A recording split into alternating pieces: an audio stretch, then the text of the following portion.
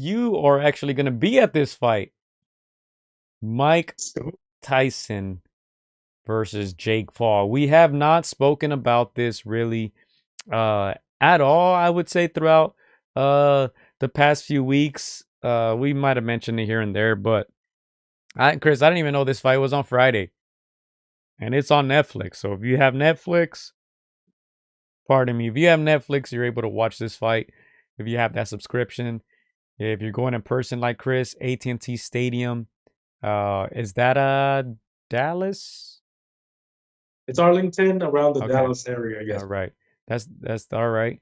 So, I mean, you can probably tell me more about this fight. I haven't heard much. I know the undercard is going to be really good. I'm excited for that. Katie Taylor, Mana Serrano, the rematch. Both ladies are set to make the biggest purses in women's boxing history. It's going to be a big event. Are you excited about this fight, Chris? What more can you tell us? I'll also pull up the article that has all the rules and all that, but you're going to be there in person, Chris. Yeah, no, first of all, let me just say I'm excited for this.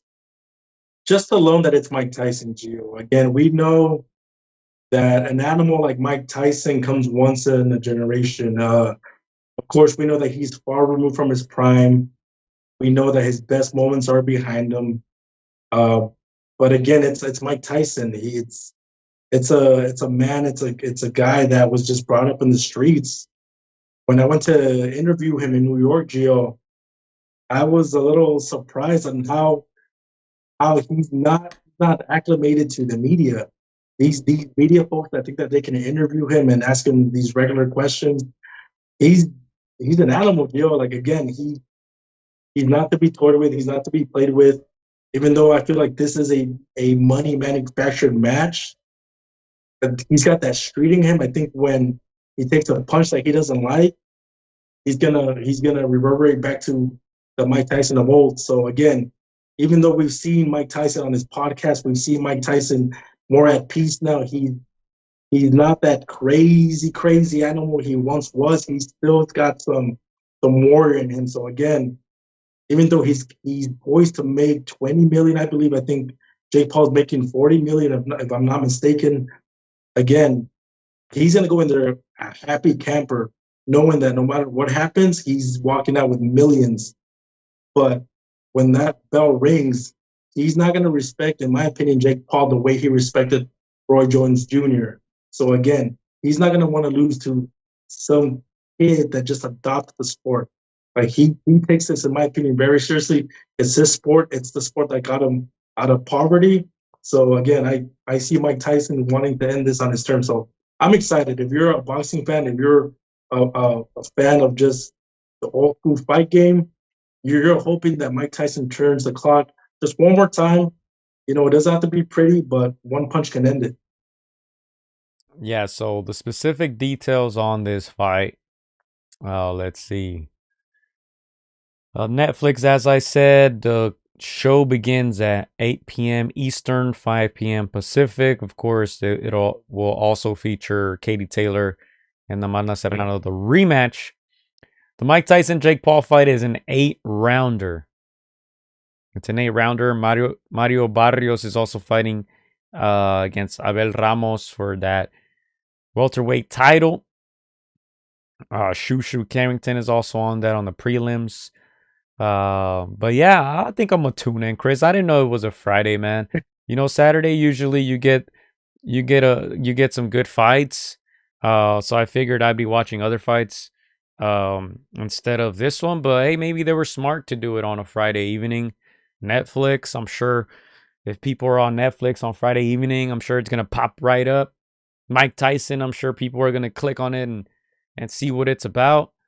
Not bad. I wasn't really excited for it, but um, yeah, I think I know what I'm gonna be doing Friday night.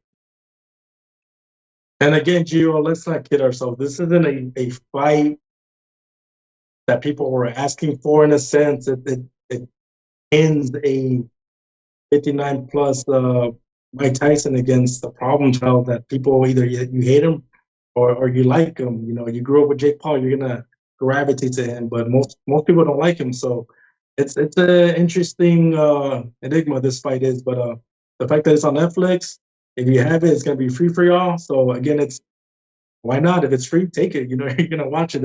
Again, people want to see what's gonna happen. Again, hopefully Mike Tyson's able to reverse the clocks just one last time. Again, the last time he went out against Brian McBride during his prime, it wasn't the look that we wanted to see of Mike. So, me as a fight fan, I enjoyed that exhibition that he had with Roy Jones Jr. I thought he carried him a little bit.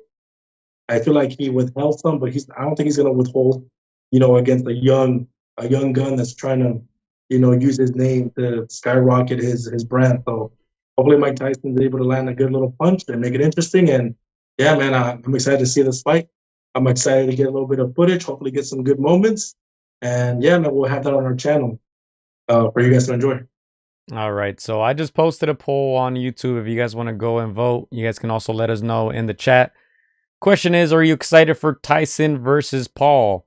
Yeah, I'm gonna give it a thumbs up. I'm gonna put yes and see how you guys vote on that. If you guys want to go vote, also let us know if you'll be watching.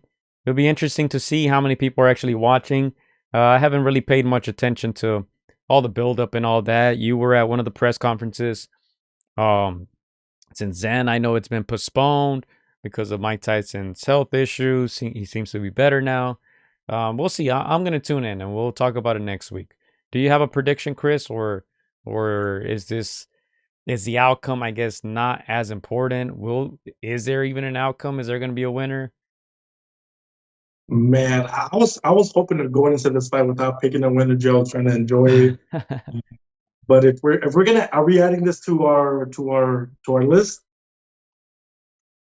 No, I don't think so. I think it's not a real fight, right? So I don't think we should. I think we should be real boxing purists and not Okay. add it. But let me read part of this article. I'm not sure if it's gonna count or not, but go ahead.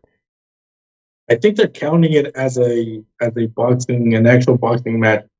But I'll tell you what I think might happen. I hope I'm wrong, but I want to be wrong. Again, I think Jake Paul's youth is going to be too much. I I believe because of this money that's coming in, Mike Tyson might hold back and might feel sorry for Jake, even though I don't think he should. I think he should go for the knockout, the kill, through business partnerships, through money, just go be the Mike Tyson of old. But man, again, my heart wants Mike Tyson to win. My heart wants Mike to knock him out, to teach him a lesson, to bring respect to the 80 uh, thing. But I think Jake Paul is just too young for him, too strong. But whew, I'm hoping for Mike Tyson knockout, Gio. I'm just gonna say it, but I don't think it happened. Okay, well, I feel like I share the same sentiment. And look, in this last sentence here, it says the fight will be contested over 8 2-minute rounds with 14-ounce gloves and sanctioned as a professional bout by the Texas Department of Licensing and Regulation. So it seems like it will be uh, regarded as a professional bout. It will be sanctioned. But I agree. I think Paul's just too young. I think he's too young. I think it's dangerous for Mike, man, as much of a beast and animal that he is. 57, 58 years old. Yeah, that's tough. If I had to pick, I'll probably say Jake Paul too. We can just add it for fun, Chris. We'll add it to our to our picks. I'll just say Paul. Um, Decision, 2-minute rounds. I think Mike can do 16 minutes.